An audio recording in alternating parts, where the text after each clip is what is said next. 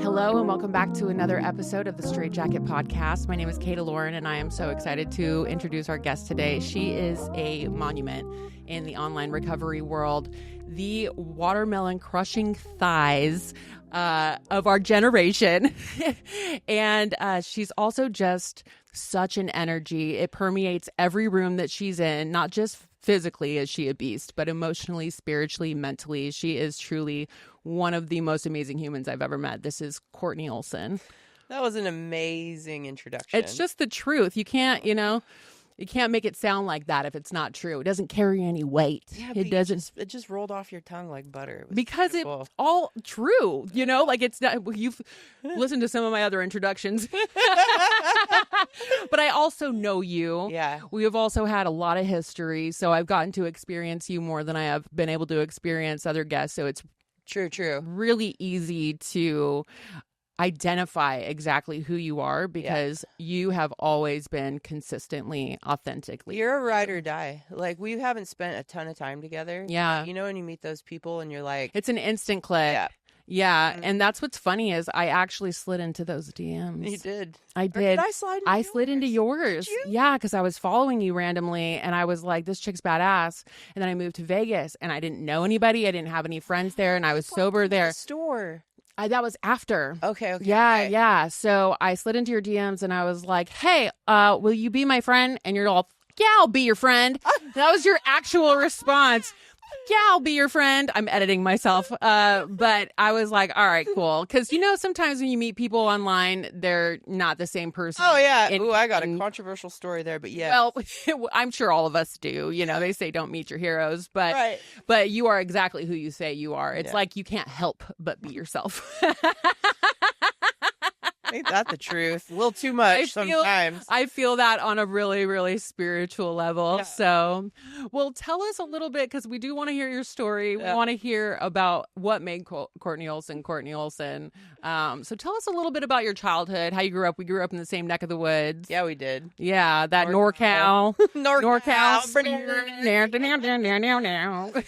Oh my gosh. That's what's up. Okay. Great question, and you are brilliant at interviewing, by the way. Aw, I truly admire that. You just roll with it. It's just, I don't know if it's a gift or if you were doubting yourself. Is it a gift or is it God? Ooh, that's a shirt idea if I ever heard one. Right? Let me put it on a notepad somewhere next to the other 5 notebooks of things I'm going to do one day for my clothing line. It's yours. Yeah. On a platter. Okay, thank you. Let's see, grew up with an alcoholic mother. Hey, Mom, if you're listening, love you. Shout out. Love you, Mom. Love you, Mom. One day you'll get to meet her. Grew up with an alcoholic mother in Northern California, very tomboy, one of the boys, but hated my legs. And that was like the one thing that I absolutely recall was feeling like I hated being in my skin. I remember like staying over with friends and cousins and, it's like in Humboldt County, you're from a very similar area, right? We get dirty. We're in the river. We're doing all the things, falling out of trees. And I would need to borrow clothes because my parents would work out of town and I could never fit in anybody's pants, even like my uncle's pants, like because my legs were too big. Yeah. Well, they're not too big now, right? Nice. Yeah. Yeah. Famous thighs. Yeah, no, that's right. So I always just felt uncomfortable in my skin, and that's what I pinned it down to was my legs, not realizing that I felt uncomfortable in my skin because when you grow up with an alcoholic parent, you're constantly uncomfortable because you're in a state of WTF. You never know what's going to happen next. You're constantly being dragged to different places. You're always trying to not rock the boat or make up for their erratic behavior. Because my dad was a heavy drinker too, but I don't pin him down as it's hard to say, like, right, who is and who isn't. Because I think we blame our moms more. Yeah. That's spot on. So by the time they divorced when I was 8, I went off with my mom, and she was at the height of her illness. And, those ages from 0 to 8 is when we create a majority of our absolute beliefs, right? Yeah. And 70 to 80% of those are limiting. So I started counting calories around that time and not knowing that I was looking for something to control. and was still very outgoing and well put together on the outside and extroverted and quite a bubbly, charismatic kid. So by the time I went to junior high, my mom had, effed off with a dope grower out in the middle of Island Mountain out in Humboldt County. So fortunately, I moved in with my dad, got a new step family, and that's stuff like that's traumatic when you're a kid, right? Absolutely. You're being completely uprooted from everything you've ever known. Yeah, like it's even if it's good. You're right. Yeah, we really don't understand it's unfamiliar implications, how that impacts us. And it wasn't until I got older later when you start to learn that everything is black and white. There's no gray area from those ages from 0 to 8. And so, we create all these beliefs, and it's just really, it impacts how we see ourselves in the world as we grow older. So anyway, I got to junior high and was counting calories. There were some things we had, like that massive earthquake that happened in Humboldt County was like a 6.9. So all these like things of trauma happening. And I remember at one stage before I started junior high, I think it was in the 5th grade. And I was in my brother's friend's, this doesn't sound good, but nobody else was in the bed, but I was in my brother's friend's water bed. And it was like 3:00 in the morning when this 6.9 earthquake happened. And I couldn't find my glasses. And it was just like 3:00 in the morning. And that one event traumatized the crap out of me. And I developed this tic where I'd blink really hard. Like, Correct. This is something along those lines. And I'd constantly be like trying to push up my glasses, even though they weren't on my face, and just doing weird stuff for a couple of years. I was also extremely bullied. Starting a new school, was very thick, big boned, chunky, as we called it back then. And which was unrealistic. Yeah. Like, we were trying to fit into an unrealistic standard. Right. Yeah. And it was, the early 90s when Kate Moss, Cindy Crawford, it was the heroin chic look. Yeah. Right. And I'm this like refrigerator stacked little girl, like, and they'd call me Sasquatch, because I was very hairy. So I still shave my arms to this day. So anyway, just it's all funny now. No. It is. I laugh at it now, but like all these little things that I look back at, Kids and I'm are like, fuckers. they really are.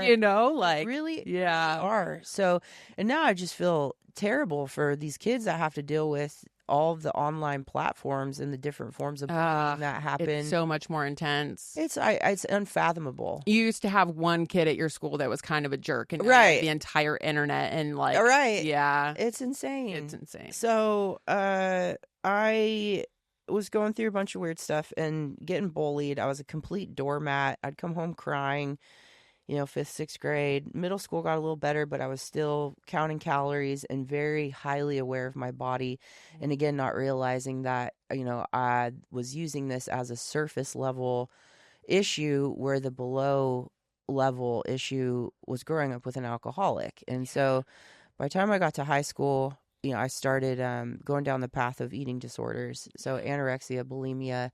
And by the time I got to my senior year of high school, was the ASB president, captain of the cheerleading team, started the first girls golf team, was in a Christian rock band, like just the perfect 4.0 kid. And I started using methamphetamines. Blur that out. And my stepsister gave it to me at a party, and I instantly fell in love. And then, of course, it became more of a crutch because it killed my appetite. And it was like, I thought I found the Holy Grail. Mm-hmm. Yeah. So my entire senior year, I was high, and I threw away all my scholarships and lost a bunch of weight. But nobody put it together because I was really functional. So towards the end of the year, I finally had a teacher call me out on it. And he said, "Do you want us to tell your parents, or do you want to see a drug counselor?" Yeah. What do you think I said? Yeah. Well, yeah, I'll see a drug counselor. You think there wouldn't be an option? I know. But I'll take it. Private Catholic high school. Yeah. Love that for you guys. And so I saw the drug counselor. He said, "Why'd you do it?" And I explained. I said, "Well, I lost weight, and I was desperate. I really wanted to have a thigh gap." I remember seeing Kate Moss in a magazine. My mom used to tan, and I'd have to sit there with those stupid little glasses on in the tanning bed. And I remember They leave the picking up- worst tan lines. Well, I would sit outside the bed. She never wore them. And I would, look, I opened up it was like a Vogue or something, and it was a picture of Kate Moss standing on one leg like a peacock, and her collarbones are sticking out. It was a black and white picture, and I remember thinking, like, that's what's beautiful. And literally, her legs were like the size of my arms at the age of 8. Right. So that was like burnt into my mind. And so I thought that was what was going to bring me happiness, was having a body like that. And, not realizing that I was running from abandonment, lack of control, all these things we experience with our parents who absolutely are sick. So anyway, I saw the drug counselor. He said, "Why'd you do it?" So I wanted to lose weight. He said, "Great, I have the perfect solution. There's a boxing mentor. He's a former Golden Gloves champion. He's got a boxing class. He's a former heroin addict, and he's married to a nun. Like, what could go wrong, right?" So I was like, yeah, what could go wrong? Yeah. So I said, all right. So I went to his class, and the first class I went to, I was 3 days clean. This man was 72, and I was 17, and I could tell something was off. Like, he took a liking to me straight away, and he said, "I want to make you my last prize fighter before I retire." And I was like, oh, yeah. And so it became this whole thing where I'm like, oh, this is what I'm meant to do. I'm meant to be a world-class boxer. My initials are KO. Yeah. And I'm supposed to inspire all these girls to stay away from drugs and to chase sports. And this is my calling. Because I was supposed to be the first female president of the United States. Right. Not 𝐃𝐨𝐵𝐿. Shout out if you're watching, girl. But that was supposed to be my job. It was written down. So It was. Yeah. It was. So at any rate, I said, right, he said, come to my house. We'll order some equipment, watch some tapes, because this was back in the day of VHS tapes. I know I don't look a day over 21, girl, but I'm 43, okay? We were watching VHS tapes back then, but this is what not drinking for 15 years will do for you. Yes. So anyway, I go, and I knew intuitively as a young person that something wasn't right. Like, he would kind of touch me inappropriately, and you know what it's like in Northern California back then. We didn't have a lot of ethnical experiences. It was like we had some Laotian people in Eureka. We had some Mexicans and a bunch of hippies or rednecks. Yeah. Like that was it. That's it. So this guy was, enchanting. Like, he was hip, jive, and I was just like, wow, somebody. I was living for validation too, because I didn't get it from my parents. Being groomed. Yeah, and that. And I went to his house. I remember I parked my car, and I got that feeling in my gut where it was like, don't go in there. And that's one of my red flags. I mean, ignoring red flags is one of my main character defects, where I'm like, yep, nope, let's do it. So I went don't in. Trust yourself. Yeah. Yeah. Yeah. And I to this day continue to ignore red flags, but hey, knowing is half the battle, right? Right. So I go in, and he had a cup full of cognac and a blunt. And at that point, I didn't really smoke weed because I didn't like it. Right. I wanted to be in control.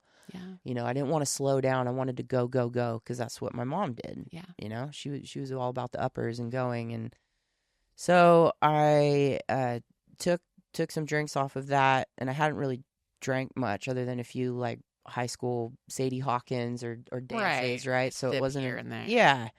And took a few hits off the blunt, and he came in, sat closer to me, had his hands on my leg, and I remember like watching some tapes and him kind of semi talking about, having this other girl up against the ropes. And the next thing I knew, I woke up and this man was inside of me. And it was not a good situation. I got him off of me. I left immediately. And from that point moving forward, I developed this story that it was my fault as a young person, that, I led him on. I took the drink.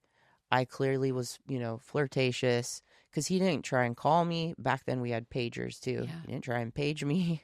And about he was probably shitting bricks. Yeah, well, unfortunately, come to find out, this was not the first time it had happened. I ended up connecting with like 2 other women down the track who went through a similar experience, and one girl actually got him put into prison. Good. So But that is what then triggered my alcoholism. Absolutely. So I put down the meth and went straight into my mom's shoes and went off to Sonoma State. So it was like I was looking at Stanford. Now I'm at a California State University, not knowing what I'm going to do with my life. But I knew I was going to be an alcoholic. And I just drank alcoholically for several years, wrecked a number of vehicles. I've wrecked 5 Hondas. 1 motorcycle. Why'd you keep buying Hondas? You didn't think it was a Honda? Safe I think it was just car. because it was a Honda. I mean, I guess that's... Hey, if Honda wants to come through on a sponsorship, I'm telling you, they're great vehicles. Even the motorcycle. You still can wreck them, though. So let's make sure that we're clear. That part. So it, that whole experience was a 9-year process for me. So I finally... when I was 21, it was shortly after I actually turned the legal drinking age. I was like, I just had this moment of clarity. I had to flee the state of Oregon for bad check writing because I got back on speed, and then it was crystal and drinking. And fraud, right. Yeah, and it just kept... Perfect combo.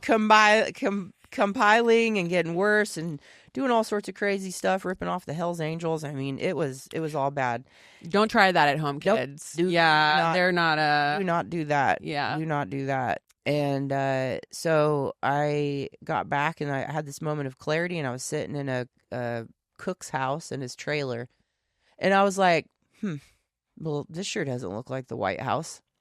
It's definitely not the Oval House, the Oval Office. Like, how am I sitting here? It's not the Pentagon. No. Where's nope. I missed that turn off. Where's the security detail? Yeah. Somebody recalibrate the GPS on that. Right. And I said, wow, okay, I need to do something different. I need help. So I actually, on my own accord at 21, went and saw my GP. And he, remember, he's sitting there with him crying because he was like, I've never seen such a young person be so brave. And I remember being like, why is this brave? Because I didn't understand how powerful addiction was at that point. Yeah. You know what I mean? You got like a door that opened from the realm that is addiction, and you got to get let out. Yeah. That's kind of like God opened a door, like with that thought of, I need help. I didn't have that thought until I was 26, 27. Yeah. You know what I mean? Yeah, and most people don't have it ever. Yeah. So. I had read a memoir in college because, I'd show up to class with like a coffee cup, half full of vodka, half full of orange juice. Yeah. Like a gnarly screwdriver. And I mean, I was doing dumb shit like wearing my Halloween costume. It was this big Donald Duck. It looked like I belonged at Disneyland. It was so good. But I would like do the most dumb things, like show up to class wearing that with the drink. And it became, pretty obvious that I had a problem. Right. With administration. And I remember one lady was like, all right, you need counseling. And I read Drinking a Love Story.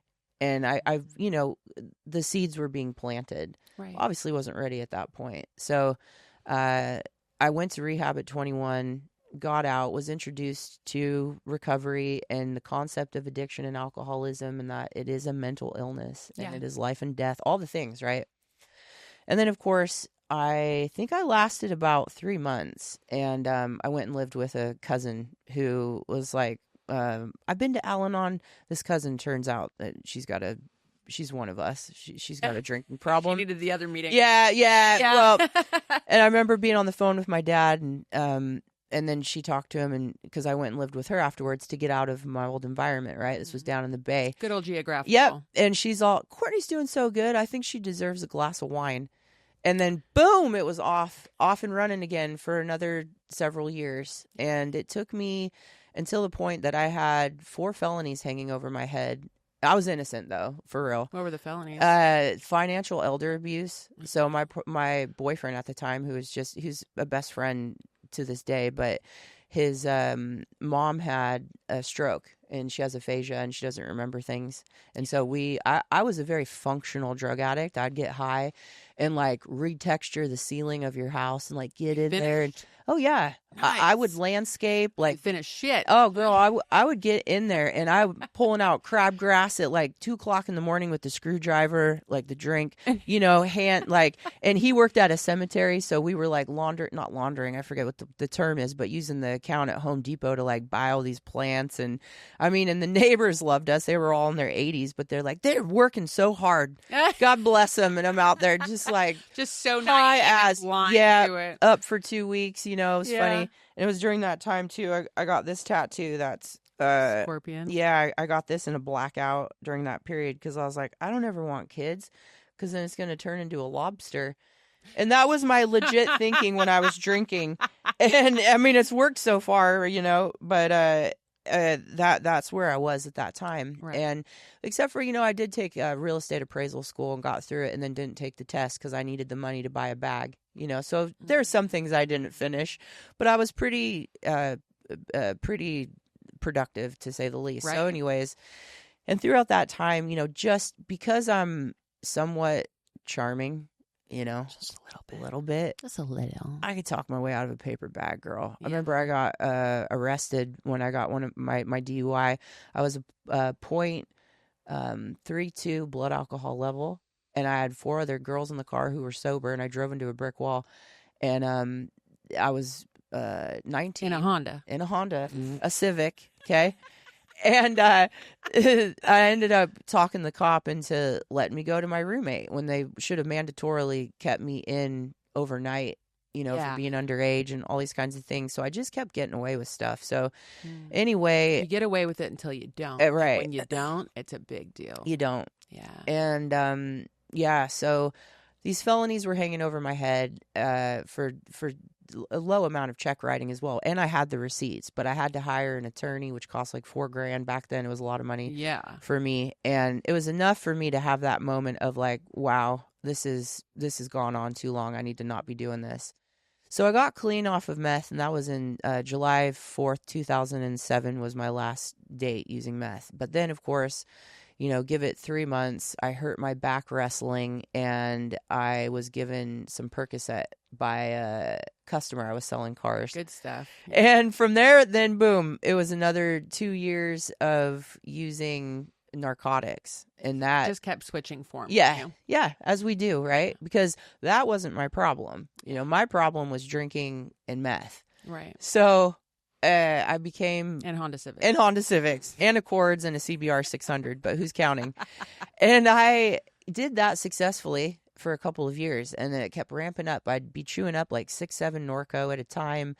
And around this time, I discovered the muscle kink industry, if you will, because a big part of my using, not realizing that I just wanted to put something in my body to change the way that I felt, was this body dysmorphia, right? And when I found that there was this whole underground world of men who were obsessed with women, would worship, with big legs and strength and all these things, like that's probably a whole other episode. I don't know if we have time for it, but it was super eye-opening to me. So it's kind of that watershed happened at the same time for me to realize that, wow, the world is not what we think it is, and that we've been lied to by the beauty industry and all these other industries. There's a lot of little hidden doors and nooks and crannies and secret pathways. So much. Yeah. It's in such a journey. And all while this is happening, because this is like very lucrative. I got clean. I'm sober, but I'm still not clean. I'm using pain pills, and I'm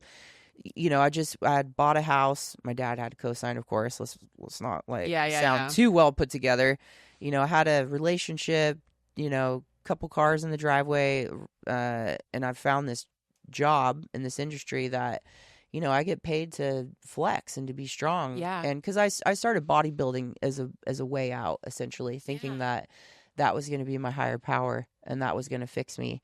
And obviously that didn't last too long. So this last time around, it was 2 years. The Norco turned into Oxy, and then I burnt out after. It took me about 3 months, and I finally got to a point where in one of my we call them sessions, where I travel around the world and do various things, whether it's demonstrations of strength. I pick men up and carry them around. I arm wrestle them. I wrestle them.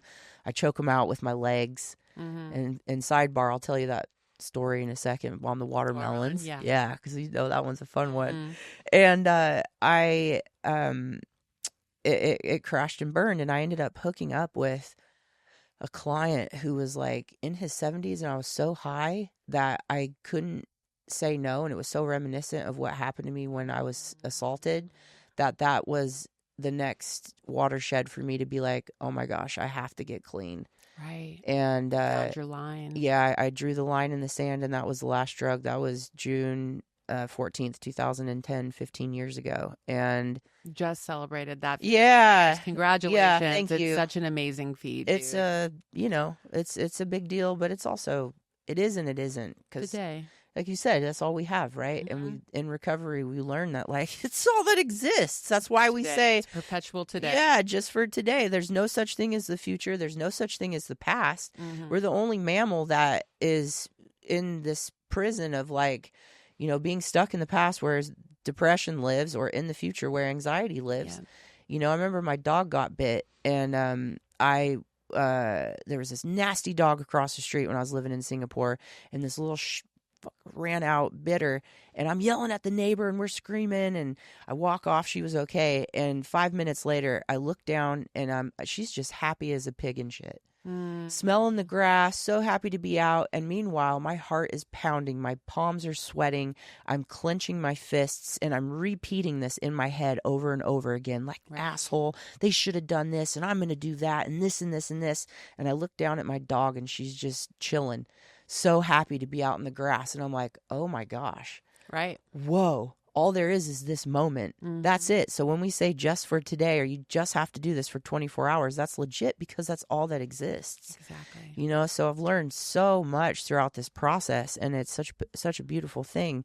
But back to this watermelon situation. Yeah. This is a good one. We got to make sure there's time for this, because, a big part of what I do today is wanting women to understand that, we are born for strength. Like, most of us have bigger legs for a reason. Mm-hmm. And that's because we have wider hips for childbearing. Yeah. Right? We're built differently for a reason. Mm-hmm. And that our pain threshold is through the roof. Yeah. You know what I'm saying? Like, I haven't had kids, and that's why I have abs, right? But, like, to the women that have had kids, bro, you're doing magic. Like, it's the equivalent of literally a portal. Literally like this. Yeah. Something of the size of a bowling ball comes out. Are you for real? A watermelon. Yeah, that's exactly right. That's exactly right. Nailed it. It's crazy. So I'm like, listen, this is about female empowerment. Like, if you've had a kid, you can bust this thing, because this is where our power lies. Right.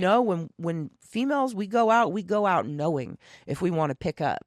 Men go out wondering, wishing, hoping, praying, questioning. Or if we're like, yeah, we're gonna get some. We got that power. That's just like this feminine, divine. Yeah. You know what I mean? Like, we are the givers of life. Like, there's so much that goes into this. But before I realized all that, it started with this watermelon, and I hadn't gotten clean yet, and I had just taken I just smashed 8 Norcos, chewed them up, got to the guy's office, and he wanted me to knock him out. So it's this whole phenomenon of guys that want to get choked out with your legs. It's called scissoring. Okay? Not this type of scissoring, but this it's an industry term. Yes. Okay. Yeah. So it's fascinating. It is so fascinating. Yeah. Get a plug for myself. I got a memoir. It's about 100 pages too long on Amazon. You got a memoir too. Shout out to us for doing things. Us. Yeah. We do things. Yeah, we do. We're so cool, dude. Love you. Anyway, it's in there, but it's a very fascinating whole subculture. But yeah, I get to his office. This was in Vallejo, and he's all, yeah, I've only had 2 bodybuilders in 20 years knock me out. And I'm like, oh yeah, bitch? Because I'm like, oh, watch me. Mind you, I'm high. And this was when there was a painter's tarp, the blue tarp, that you used under... I'm talking about those. Yeah. He had that in his office. And for those listening, you might recall the video on Tosh.0. That's when it very first went viral in 2011. So I get the guy, I take his chairs in his office, I put him in a line, I lie sideways on my side, and I put a figure 4 on him, which like in, Jiu-jitsu, MMA, you got a rear naked choke, right? So this and this go around your carotid artery here, and you lock it in. It's the same thing, but you do it with your leg. It's called a figure 4. Okay. So I put that on him, and my calves are so big, right? They're like 17 inches. And I used to cry. Beast. I used to cry as a little girl because I couldn't wear cowboy boots because my calves were too big. So I thought I was a fat, disgusting piece of shit, right? Yeah. Now look at me. I got men like wanting to pay me $400 an hour to worship my calf muscles. What? That's crazy. The world is not what we think it is, ladies. I'm No. telling you right now. Turn that into a reel and broadcast that around the world. Because that's real talk. Mhm. Like 1 in 4 men. The thing that you hate the most about yourself is the thing that people will love the most about you. Exactly. It's the most insane thing. The thing that you're most insecure about is the thing that people will worship about you. 100%. Yeah. You know, and like realizing how much women's bodies are a trend. You know, remember when we were kids, it was like if you had freckles, oh, God forbid, you had a gap tooth. And now that I'm covered in freckles and I got made fun of for it. Now people draw them on their And face. now they're like the you know, pinnacle. The spokesmodel for Gap. Yeah. I'm like, damn, you could put a cigarette in between her teeth. Yeah. Like, you know, where it was like growing up, it was like, ha ha. You know? Right. And now it's like, so we got to embrace what we have. But so these big legs, I was attempting to learn to embrace them through this process. And that's why I always say fake it till you make it, but be authentic about it along the way. Because I still wasn't like in love with, you know, my body through this journey. It still took me another 10 years. But meanwhile, I'm high. I'm putting the figure 4 on, dude. I start squeezing. Pop. I hear this pop, and he goes out. And I'm thinking, I just broke his neck. I broke dude's neck. He's out. Out. I quickly let go. I lay him back, and I'm staring at him, and I'm like, I'm looking over at the tarp. The tarp's over there, that blue tarp, and I'm like, are you thinking of wrapping the body? Yeah. I'm like, am I supposed to wrap his body up? Is there a dumpster? Like, am I? Oh my God. Am I punked? Like, what? My heart went through my anus, and I'm like, I'm done. I'm absolutely done. I'm going to prison. It was the longest 10 seconds of my life. Oh my and I'm God. staring at him, and then he starts snoring, and this big cluster of white foam coming out of the corner of his mouth, and I'm just like, oh. And he wakes up. He's all, oh, that was amazing. And I'm like, my God, for you, not for me. And I'm like, did you enjoy your nap? I'm like, yeah, but by the way, I thought I broke your neck. And he's all, as I heard this really loud pop, and I'm like trying to hold it together, you know, and he's like, oh yeah, my sternum pops out sometimes. He had like a motocross accident or something back in the day. And I was like, right, okay. And he's like, should we get on to crushing these watermelons? I'm like, let's do it. I had so much adrenaline pumping through my body. I bet. Thinking I just killed a man, you know? So I go over and bang, bang, bang. I bust through these watermelons, and that was history. So that went on Tosh.0. And mind you, I looked like a total tramp. I had on like this little thong thing from Bebe or whatever that was. This little bralette. BB? Yeah, BB. Bebe. And these high heels. And I'm like, oh, man. But it went viral. And then from there, it evolved into, you know, I went on Guinness Book of World Records, Gone Wild. That's a whole story. And then Stan Lee's Superhumans. What's the Guinness Book of World Records story? They had me go on the show that was really unplanned, and I went out to crush them, and they gave me a terry cloth towel. And the first one I exploded within seconds, but terry cloth does not absorb liquid. It just moves it around. Yeah. And I popped it, and I'm like trying to get the next one, and it just kept shooting up. Your thighs. Like a jack. What are those things called? The Jack in the Box. Yes, like a Jack in the Box. I banned that term from my mind because I don't do fast food. I'm like, Jack in the Box. It was like a Jack in the Box. It'd shoot up, and then so it wasn't super successful, but nonetheless, it started this journey. You know, I was known for the watermelons, and from there, then you know, it was Stan Lee Superhumans, and that was awesome. You know, to then have my name come out of Stan Lee, the creator of Marvel Comics. Mouth to be like, Kortney Olson is truly the woman with the world's deadliest thighs. And I'm like, coin that phrase. You know what I mean? And I've you learn humility. You must have felt. I did. And I'm like, man, I really should have run with that back then. Don't shit on yourself, but I ought to. And I kind of missed it a bit, but it's never too late. I'm working on doing master classes for watermelon crushing, and we're going to do some events live and so forth. You do events live. I have, but not like I should. Like anytime, I should be having watermelons all over my merch, like I've got a few tattoos. Like I ought to take this off and show the people. Let's see it. So I had, this was the KO. So I had KO tattooed right here from back in the day. And I was like, all right, I need to close that chapter of my life. And so I'm madly in love with Prince. So I went, the watermelon route and, started leaning into it. And then I started building this clothing brand, which has destroyed my soul. At first it was incredibly successful. It was a huge brand. And it still is. It's just, you need a lot of money to be in the game with clothing. I'll tell you what, it's not an industry you want to make mistakes in. It's really difficult. But so the watermelon thing was incredible. And at that point I said, right, how do I turn this into a female empowerment story and let women know, how this stuff ties in with the session world, and finding these men that truly are inspired and adore female muscle. It's adoration. It's not anything weird or, like it's literally like the love of the human body, the woman's body. Yeah. You know what I mean? It's complicated. A particular type. It is. And on the other hand, though, too, it's still objectifying yourself to a certain degree. But absolutely. They come from a place of reverence. Yeah. I met, because I got back into this in 2021. I put it down for 8 years so I could build my clothing line, because I said, it started out as a program for teenage girls and teaching them all the things I wish I'd been taught. There's a whole story behind that too. Camp Confidence. Yeah, right? Camp Confidence. Yeah.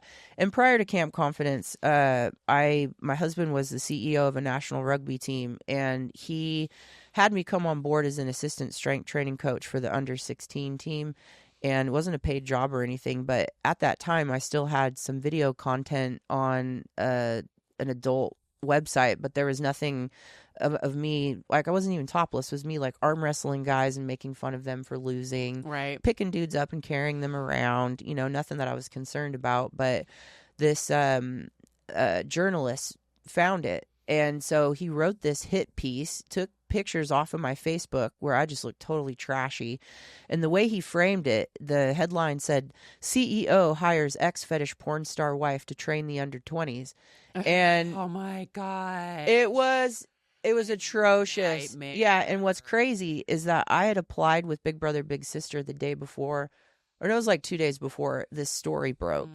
And it was a tiny corner of Australia, because at that point I thought, how can I help girls learn everything that I wish I was taught in school, like how to say no and feel good about it. One person with the experience to teach them, right? Gets chat on. Yeah, it was wild. For gaining the experience. Yeah, it's such a trippy. Yeah, it was a trip, because what it allowed me to realize is, like, because as women, how we're portrayed in the media as opposed to men. Because there was an actual legitimate. He was All Blacks. So it's the New Zealand rugby team. Yeah. And this is it's a union versus league, but he married a proper porn star. Yeah. And meanwhile, everyone's like, well done, way to go, good job. And then my husband, this story breaks, and it's like, how dare you? How could you bring this woman around your organization? And because it's like the equivalent of the Raiders or the 49ers out in Australia for rugby league. Yeah. And so it turned into this whole thing. But that's not even a correct description of who you are at all. Like, such a I was like, disrespectful twist. Yeah. And I was like, well, damn, I missed the paycheck for that. Right. A career, because that's not what happened. But sure, because to me, and I guess that's like an opportunity to say, well, words mean different things to different people, right? Because to me, in my mind, I'm thinking, I guess we say corn for algorithm purposes or whatever. But that's like, double penetration or whatever. It's just not what you do. Yeah, it's not. No. And so it was quite eye-opening. And at that point I was about 2 years sober, and I'd done most of my steps at that point. So I was pretty solid in myself, because then that turned into headlines all over the world. It got syndicated. It was 50 Shades of May. That's my husband's last name. There were some wild ones, but it got syndicated. So I had people in Denmark, Germany, India, the So UK. it lined your pockets. No. Afterwards? No, it was worse? No. This one little story goes all over the world. And I'm like, how is this news? This isn't news. This is so ridiculous. Right. But it allowed me to see how the media is controlled. Back then it was 6 corporations. Right. And now it's 4. Yeah. Right? Yeah. And I had just watched a documentary by this woman named 𝐸𝐿. God bless her. She's amazing. It's called Killing Us Softly. Mm. And she, for the last 40 years, has been clipping out magazine, advertisements and talking about this stuff, how women are portrayed in the media and how it impacts our lives. And I just watched this documentary, and it was like showing how commercials of men are on 4X Island barbecuing and changing tires. And, meanwhile, women are cleaning toilets for, Clorox bleach and picking up kids from school. Just all these small things and how they impact us on a subconscious. Eating hamburgers with cleavage. Yes, Yeah. yes. And how our bodies are turned into objects. We're part of the rug. We're part of the beer bottle. And that's like that first step in disassociating us from being actual Human people. And we beings. become objects. And then that's the next step to violence against women. So it was just real interesting how the time all came together, right? Yeah. So after about 3 weeks, big brother, big sister call me. They say, hey, we got your application. We're sorry. We'd love to work with you, but because of what's going on in the media, we can't. And it was at that point that I broke down and I sobbed, 𝐃𝐸. I was so upset because I was finally like, man, everything that everybody's been saying about me online, because these women were roasting me like, I don't want that slut teaching my son and, coaching my son. And it was because Australia doesn't have a lot to talk about. It's called the tall poppy syndrome. They want to cut everybody down that's trying to do something good. And I was really like, yeah, okay, what they're saying is true. I'm a total piece of shit. I don't deserve this. Maybe they are right. The shame. The shame, the guilt. And I sat and I sobbed for about 10 minutes. And then I had a God shot. We have these in recovery, and it's dope. And they come out of nowhere, right? Mm-hmm. So for anybody listening, like when we say sometimes quickly, sometimes slowly around the joint, like that's what it is. And this happened, and it was like I just had the word no flash across my mind out of nowhere like that. And it was like God took a wet washcloth, whoever that might be to you, and just slapped me upside the face. And it was like, I was like, you know what? No. Yeah. I have chills. Me too, bitch. I was like, no. I remember when you said, no. First of all, no. Second of all, also no. Don't make me snort. And I was like, yeah, nah. I'm gonna create a program that is ran by people who've been there and done that, and not just talk the talk, but walk the walk. Yeah. So I sat at my kitchen table for 9 months and wrote Camp Confidence, which was a program for 13 to 17-year-old girls to teach them the 5 habits, lessons, and principles that lead to the development of self-love, and then the importance of sisterhood, to show them that that's why we're held back as a gender. It's not because of men. No. It's because of our own doing. It's because we tear each other down, right? And that's how we're going to get ahead. Well, that's where we take personal responsibility, because the moment that you're blaming somebody else, you give up all control. Yes. You give up all control of becoming anything that you want to be. I would rather it be my fault. Yeah. I would always rather it be my fault, because I can change me. Oh, I love that. I can't change you. If it's your fault, I can't change you. Yeah. But if it's my fault, I can change me. So even if it's not my fault, I'll figure out the way that it was. Yeah. Maybe it's because I put myself in that position to deal with that person. Whatever the case is, Yeah. I'm going to take fault because I can take responsibility and change the outcome. That's exactly right. Put that on a shirt as well. Somebody write that down. Still out there. got chills. We're vibing. Let's keep rolling. Keep rolling. So that's what happened, and it was great for 2 years. We had girls that were cutting themselves, and this was right when Snapchat came out, and I was like, I refused to get on there because I saw the issue. I was like, these stupid dog ears and cat faces, it's making people look like a cloud. And I thought that was an issue back then. And so 2 years later, one of my partners got pregnant, and we had to stop, but we had 62 girls come through, and it was incredible. And my husband said, why don't you take the same vision and mission and roll that into a clothing line? And because what would happen is these girls, one of the segments was body image, and we'd teach them about the magazines and all the things, right? All the unrealistic beauty standards. I just shared my story with him, a little glimpse of the session world. I'd be like, look, girl, I can't tell you too much, but just understand that the world is not what you think it is. And so I had them go through this, module, and then I'd have them take the pledge. And the pledge would say, I solemnly swear to the best of my ability to refrain from talking negatively about myself as well as other girls. I am an equal amongst my peers, and I do not see myself as neither better than nor less than. Through this pledge of non-judgment, I understand and embrace that I'm having a positive impact on the world and furthering the global revolution of body acceptance. And they would take that pledge. It was a mouthful. Amen. Right? At the end of it. Yeah. And they'd say, I take this pledge. And then they would get these little silicone bands that said Camp Confidence, these turquoise bands.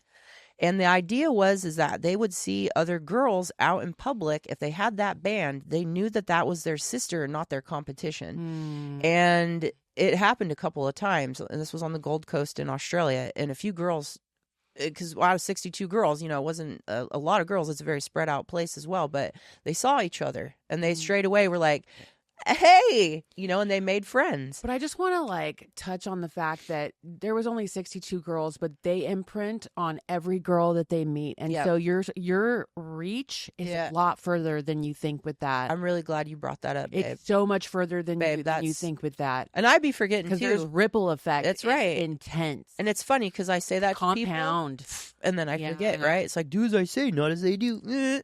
But it's true. I forget. And that's why we need our homies, because I forget and I'll say to somebody else, but you say that. And I'm like, oh, yeah, that's right. Because I know for a fact one girl, Kortney, she was like my protege. She's out doing big things now, too. They've taken that with them. And you're absolutely right. And I was just saying the other day to somebody, I'm like, even if your job is at a gas station and you feel like, it's mundane, or you work at a gym and you're like checking people in, but you're doing something to change the world because people aren't getting fit. It's still a thing. I was so sad when my gas station lady moved because she made me smile every morning. I would go in there to go get a coffee, and then she told me she was leaving. She was moving to Oregon or something. And I was like, no, wait, you're the highlight of my morning, Never discount what you're putting out into the world. Where God has you is exactly where you need to be at that time. And don't discount the impact that you're making. That's right.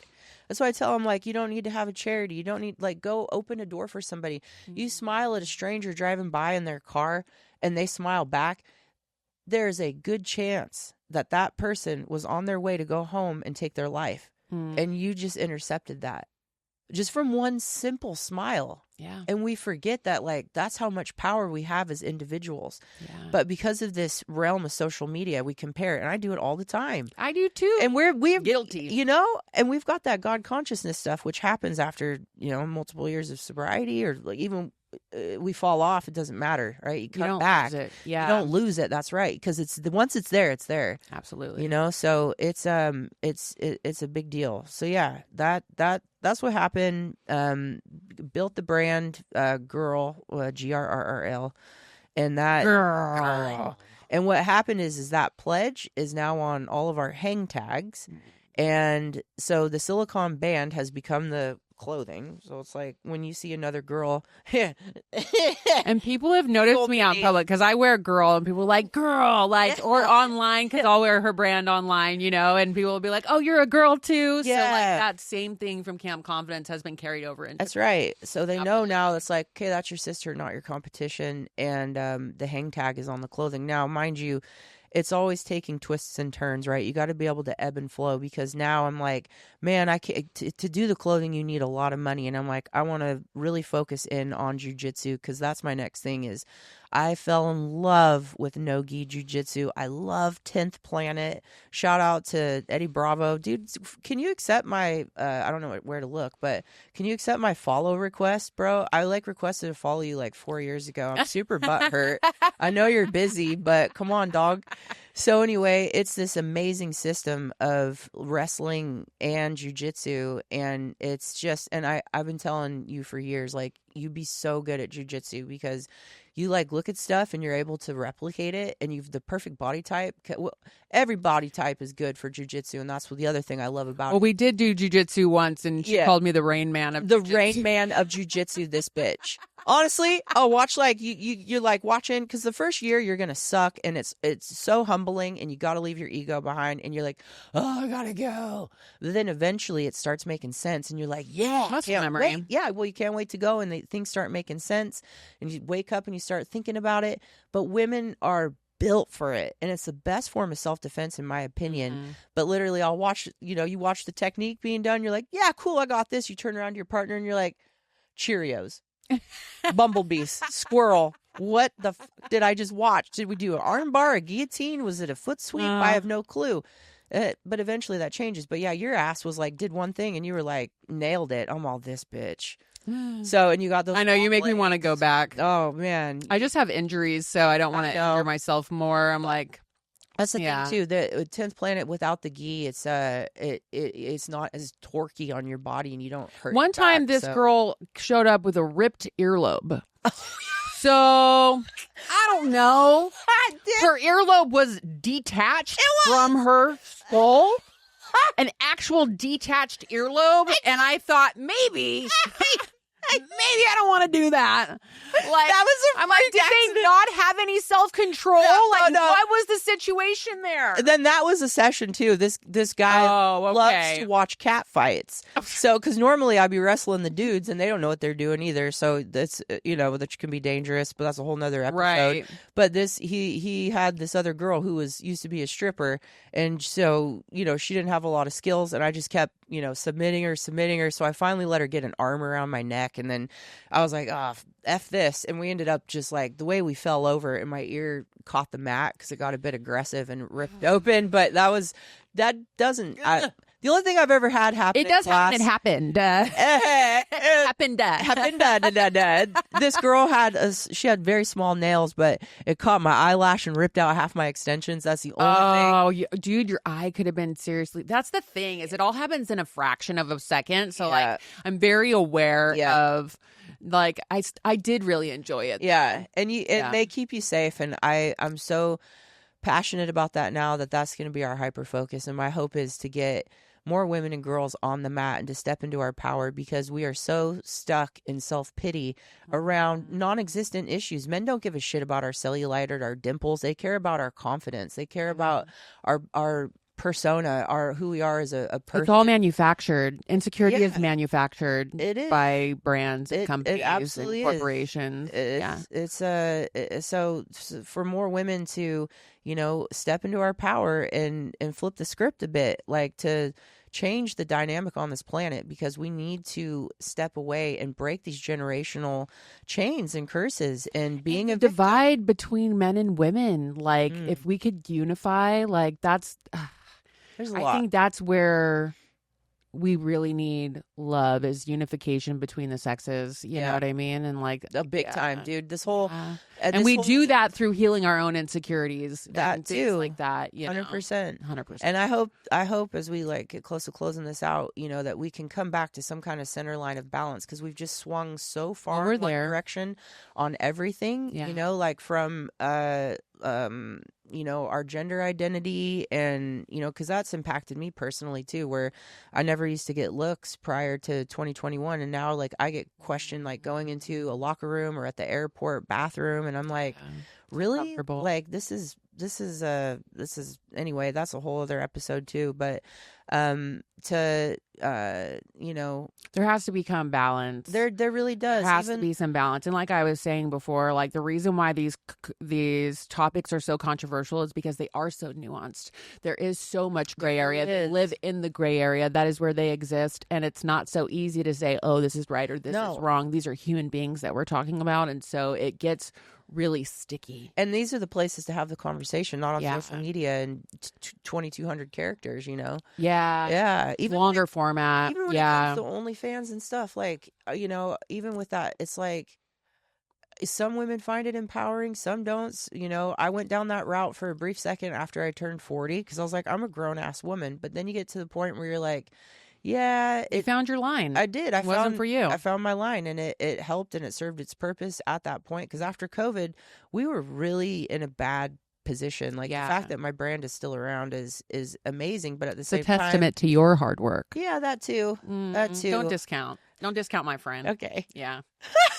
love it. Yeah. But I feel like, you having these conversations with people, shedding light, having stuff open and being able to break it down and pull it apart and learn from one another and grow and prosper. It's like, because we all learn different things when we hear from different people's stories and be able to identify with them. So I think what you're doing is incredible. And I do have some hope, especially if more women like you get into jiu-jitsu. Shout out, like I said, 10th Planet. I hope you see this. We're coming for you, 10th. We're coming for you. We're going to go check it out. We're going to change the game. Yeah. So it's been incredible chatting with you. And I love the shit out of you, and I admire your journey so much, and that all of our journeys look different. Yeah. And there's no wrong way to stay clean and sober. I want to put that in there, because even though be in recovery. Yeah, being in recovery, because like it looks different for everybody. Yeah, do it through fitness, and some people do it through Jesus. Some people do it through AA and the steps, and some people do it, through Cali Sober. Some people do it.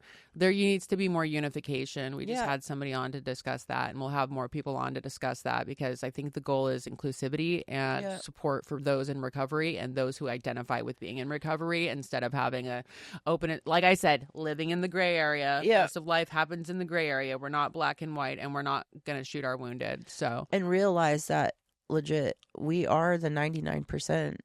And that 1% who's really trying to flip stuff on their head, because I'm a mad conspiracy theorist. It's like, we have to realize that everything out there is specifically calculated to divide us. So when you're getting into these conversations on social media, pissing in each other's Wheaties, it's like, that's what they want. They want us to be, try to find the common ground. Yes. Try to look find for the similarities, not the similarities. Exactly. That's what's up. What do you have to say to the alcoholic that's still suffering? Whew. I would say that this is a rough experience on this planet. I think that there's so much that's hidden from us, and that I feel like this is hell, that we're living through hell. It can be. It's like, people that have long extended periods of joy, or who are happy all the time, I don't think they have a soul. I think they're called, I swear to God, they're called non-character players, NPCs. Yeah. They're brand new souls that don't have a soul. They're just some droid that's here. Life's gonna throw you through some loops. You know what I'm saying? Go read the 4 Agreements by Miguel Ruiz. If you can follow these 4 simple agreements, you will never experiencing needless pain or suffering as a human, right? Yeah. So it's be impeccable with your word. Don't make assumptions. Don't take anything personal, and always do your best. There's no try. You're either pregnant or you're not. And, attempt to do that for a day. It's really difficult, because this is hell. It's a practice. And what happens beyond here? You know what I mean? There's just so much we don't know. So if you are stuck and you are in your addiction, and you are putting something in your mouth to change the way that you feel, that there is hope, and that it is this. It's life is like a heartbeat. It's 1 minute you're up here, 1 minute you're down here. And the whole goal is to bring it into a place of neutrality, where you don't get too happy, you don't get too sad, you're not too excited, you're not too bored, and that we learn to just be, And that's a really difficult thing to do, because society is the exact opposite. You pick up your phone, it's a constant barrage of, right? Yeah. It's holy crap. Go out and touch grass. Literally, go ground, walk in the grass, go see some nature. This too shall pass. So let's give some hope, and know that, this too shall pass, and that you are not a bad person that needs to get good. You are a sick person that needs to get well. Amen. Amen to that. That is a clip that is. Yeah. Honestly, if this all boils down to one thing, you are not a bad person that needs to get good. You are a sick person that needs to get well. That part. I have chills. Yeah. Again. Where can we find you and all of your things? Oh, Lord. Plugs. Yes. Plugs. Well, let's see. August 23rd, there's Deuce Gym in Venice. They have a not-for-profit that helps people who are recovering, who are coming out of incarceration. They're doing an event on Muscle Beach. There's a link for that I'll give you, but you can look It'll up be in the Deuce Gym. description. Yep. Yep. So I'll be at that, doing my watermelon crushing stuff, I believe. And then, of course, online, we've girl.com. Like, this is our brand. GRRRL.com for those who are listening and not watching. Yes. Thank you. And Kortney Olson. It's, obviously just look at the name. I got an underscore in there, and evidently that makes it hard to look it up. If but you Google her, there'll be all the links. Oh, dear. Don't go past page 5. I'm telling you what. You never know what you're going to find. No, I'm just playing. It's not that bad. But, Google Kortney Olson. You'll find stuff and then everywhere. Your book? Yeah, my book is Crushing It on Amazon. It's about 100 pages too long, but it's a cool memoir throughout. Script is counting, my friend. I know, girl, but it's got 100 extra pages for your enjoyment. Yeah, okay, that's right. Hey, you become the sum of the top 5 people you hang around, and I haven't seen you in like 2 years, so we need to do something different on that. So stick with your ride or dies, because that's what we need, are the people that are going to lift you up. But it is 100 pages too long. But yeah, the book, the clothing line, and I do have, training programs, and, who knows what'll happen next, and definitely highly recommend women to get into, and men, all the people, get into jiu-jitsu. Look up 10th Planet. I've got, no other affiliation other than I love them, but, take personal responsibility and take power of your life and do something physical for yourself. It's important. So, but yeah, Google my name. You'll find me.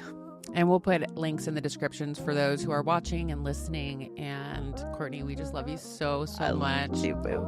And that's it for another episode of the StraitJacket podcast. If you or anybody you are struggling with, if you or anybody you love is struggling with mental health issues or substance abuse treatment, you can go to mentalhealthresource.com, fill out our form, and be connected with some help. We love you. We'll see you next time.